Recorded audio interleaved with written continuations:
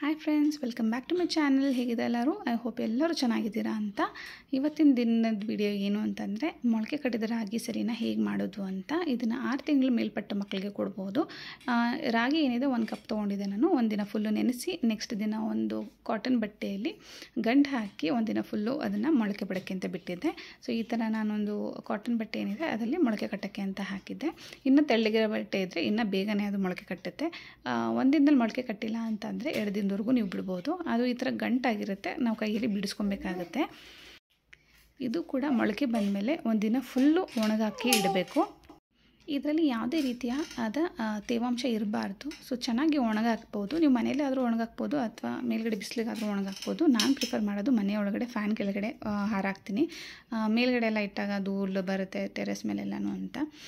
ಚೆನ್ನಾಗಿ ಅದು ಮೊಳಕೆ ಬಂದಿದೆ, ಹಾಗೆ ಚೆನ್ನಾಗಿ ಒಣಗಿದೆ ಕೂಡ. ಒಣಗಾಕಿದ್ಮೇಲೆ ನಾನು 1 ಕಪ್ ರಾಗಿ ತೊಗೊಂಡಿದ್ದೀನಿ. ಯಾಕಂತಂದರೆ 15 ಡೇಸ್ವರೆಗೂ ಬರುತ್ತೆ. ಒಂದು 15 ದಿವಸ ಆದಮೇಲೆ ಮತ್ತೆ ಹೊಸ ಬ್ಯಾಚ್ ಮಾಡ್ತೀನಿ.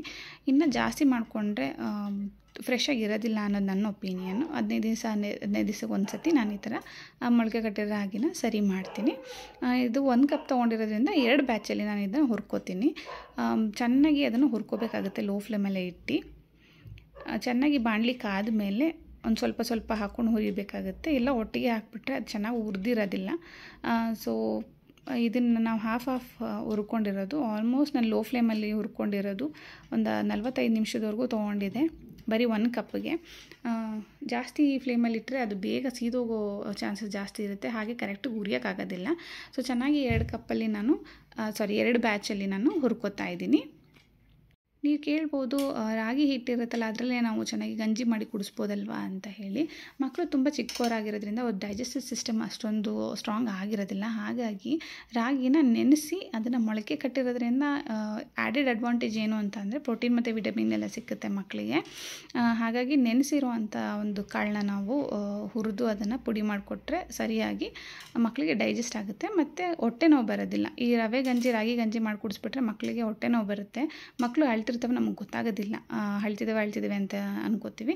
ಸೊ ಈ ರಾಗಿ ಏನು ಹುರಿದಿದೆ ಅದನ್ನು ಸ್ವಲ್ಪ ತಣ್ಣಗಾಗಿ ಬಿಟ್ಟಿದ್ದೀನಿ.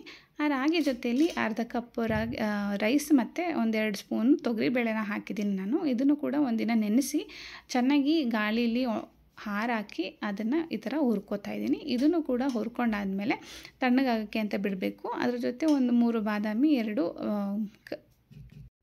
ಗೋಡಂಬಿನ ತೊಗೊಂಡು ಹುರ್ಕೋತಾ ಇದ್ದೀನಿ. ಇದನ್ನೇನು ನೆನಾಕೋವಂಥ ಅವಶ್ಯಕತೆ ಇಲ್ಲ, ಹಾಗೆ ಹುರ್ಕೋಬೋದು ಒರೆಸ್ಕೊಂಡು. ಇದನ್ನು ಕೂಡ ಹಾಕಿದ್ರೆ ಒಂದು ಶಕ್ತಿ ಬರುತ್ತೆ, ಮಕ್ಕಳು ಸ್ವಲ್ಪ ಸ್ಟ್ರಾಂಗ್ ಆಗ್ತಾರೆ ಅನ್ನೋದು ನನ್ನ ಅನಿಸಿಕೆ.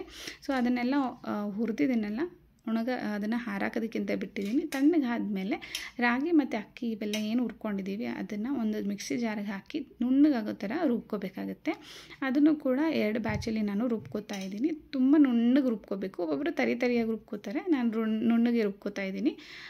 ಮತ್ತು ಅದನ್ನೇನು ನಾವು ರುಬ್ಕೊಂಡಿದ್ದೀವಲ್ಲ ಅದನ್ನು ಹಾರಾಕಿ ತಣ್ಣಗಾದ್ಮೇಲೆ ಜರಡಿ ಹಿಡಿದು ಒಂದು ಏರ್ಟೈಟ್ ಕಂಟೈನರಲ್ಲಿ ಹಾಕೋಬೋದು.